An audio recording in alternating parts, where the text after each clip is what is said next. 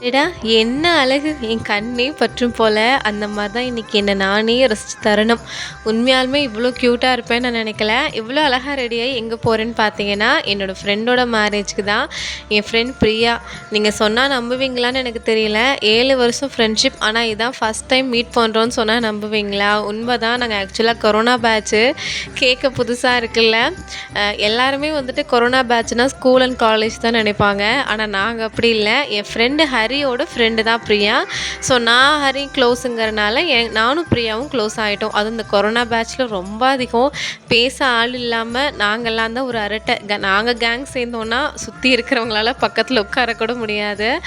பிரியாவோட தம்பியும், அவளோட ஃப்ரெண்டும் எனக்கும் க்ளோஸ் தான். அவங்களையும் இந்த கல்யாணத்துல மீட் பண்ணேன். அப்புறம் என்ன நல்லா மத்தியானம் சாப்பாடு சாப்பிட்டுட்டு, அப்படியே ஐஸ்கிரீம் சாப்பிட போயிட்டோம். ஆக்சுவலா நான் ஒரு ஐஸ்கிரீம் சைக்கோன்னே சொல்லலாம். எவ்வளோ ஐஸ்கிரீம் குடுத்தாலும் சாப்பிட்டுக்கிட்டே இருப்பேன். அங்க ஒரு குட்டிய ஒண்ணு பார்த்தேன். அப்படியே என் பாப்பா மாரியே இருந்தா.